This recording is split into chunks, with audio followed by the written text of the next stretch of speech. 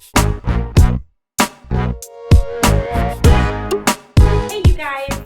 I am sitting here with Nicole, who purchased her first home last year. And I've had the privilege of working with her family quite a bit. So when I got the opportunity to work with Nicole, I knew it was going to be exciting, but I didn't know that she would be focused on buying a fixer-upper. So tell us a little bit about that, because I sell a lot of homes and there's not many people who prefer a fixer-upper.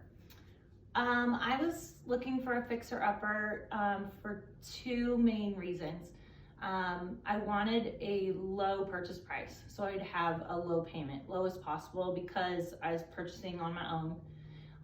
And then number two was I wanted to put my own style and creativity into the home with the leftover cash that I would have to be able to invest as I went.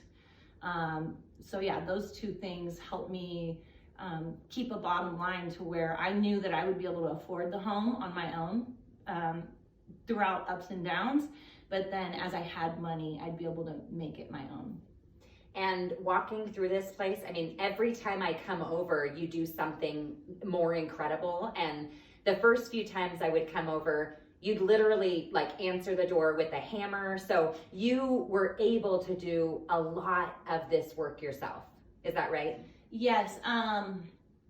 So when I was looking for a fixer-upper, I was thinking of a few main things. Well, first, I mean, you can't get around it, was location. I knew I wanted it to be around a green space, so I found a place near the park since I couldn't afford a property with a lot of land.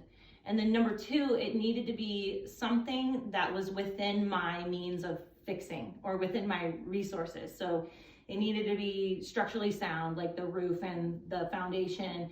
I knew I couldn't mess with plumbing. I know nothing about that, but I knew that I have the ability to do most all cosmetic work. My dad could do electrical, and then my mom, she's amazing with the paintbrush.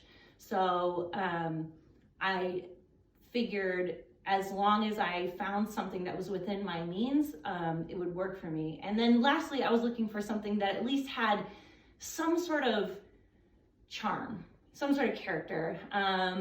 It wasn't too all over the place. Like it didn't have like, 6 different themes throughout the house. At least if it did, it was stuff that I could change to unify it and keep with a little bit of the character while adding my own style. You did a great job.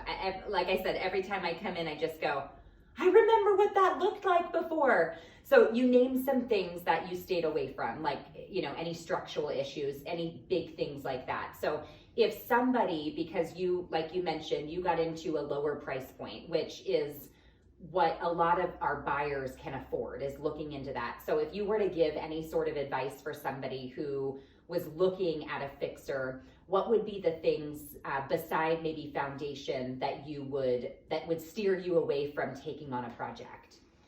I would say, just anything outside your skill set. So for me, plumbing. And for older homes, I cannot emphasize enough how important checking the plumbing ahead of time is, especially if it's like older, the original.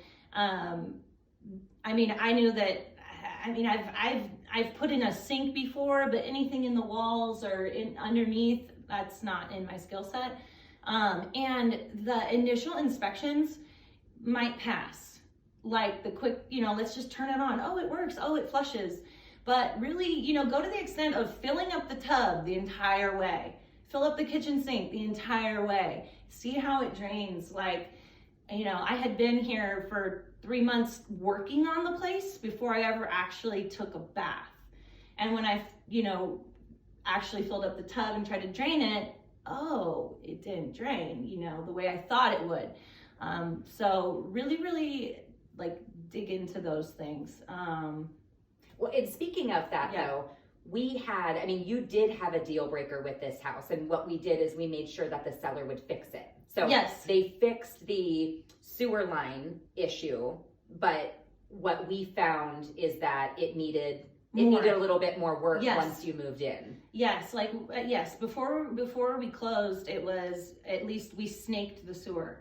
And it was clear for a little bit, but I think once I moved in, we found out that there were actually roots down at where it connected to the city. And to Alicia's credit and to the seller, they worked to help make sure that I was happy and get that fixed. A few months after. Yeah.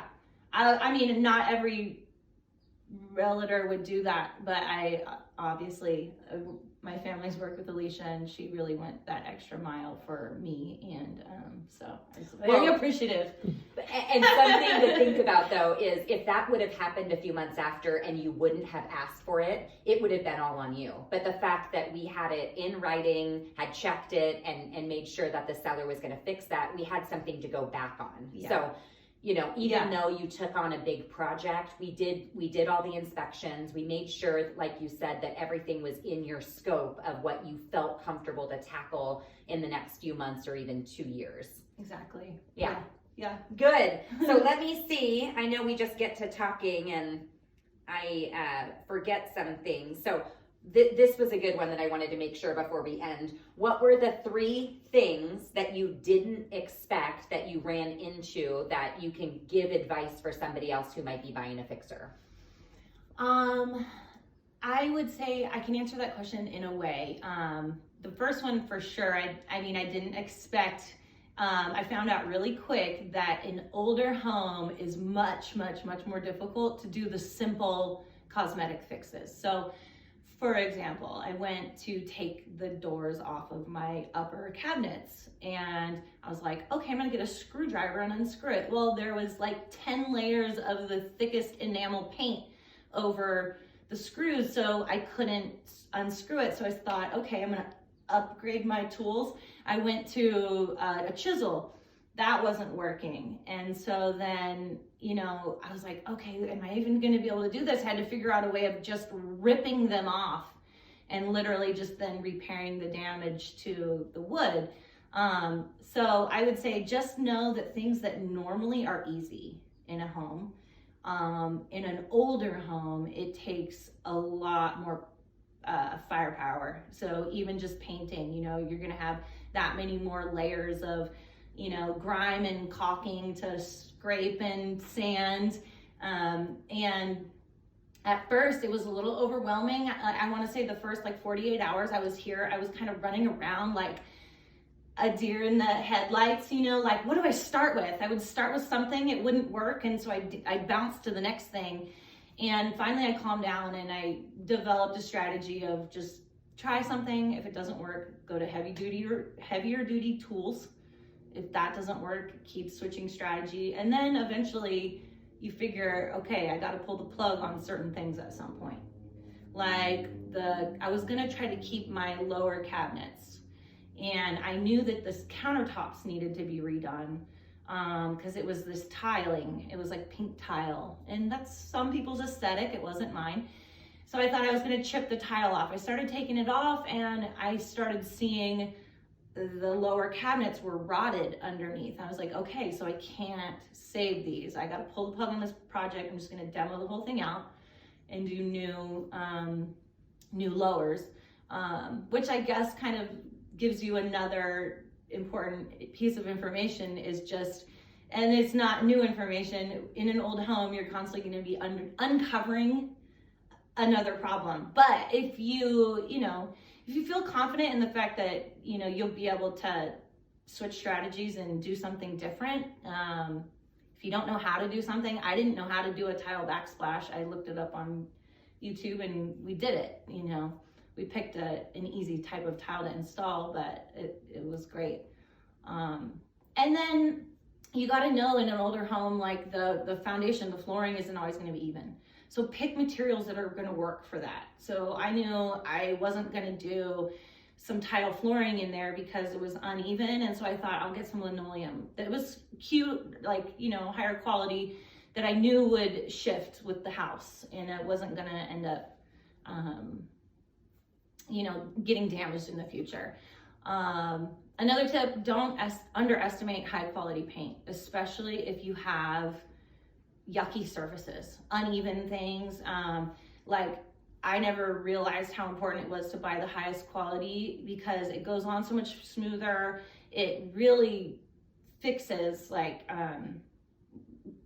blemishes in the surface, and it just saves you a lot of time. It's almost at that point, it's almost like a polymer. It's so thick. So I would definitely go with high quality paint. Sorry, I'm blabbing. One last thing. If you get overwhelmed of like, oh, I can't afford to do all these repairs at a time, you can almost always afford paint. At least if you know, okay, eventually I want to replace these windows. Eventually I want to replace this door. But I can't afford to do them all at once. But I don't want to live in kind of an ugly environment. Painting over certain things for a while really helps. Like, it helps you feel like you've gotten a lot accomplished. And then, you know, you can at least clean the surfaces. You know, eventually you're going to replace them, but quickly painting over it, getting it, you know, upgraded a little bit, and then putting the money into things a little bit at a time, it helps you get through. So I think that's it. Okay. Last question. If you were to do this process all over again, would you still choose a fixer-upper, or would you choose something that's turnkey? I really enjoy getting my hands dirty. I guess, I mean, if money was never an issue, I would just go buy something, and I would still probably want to put my own style into it.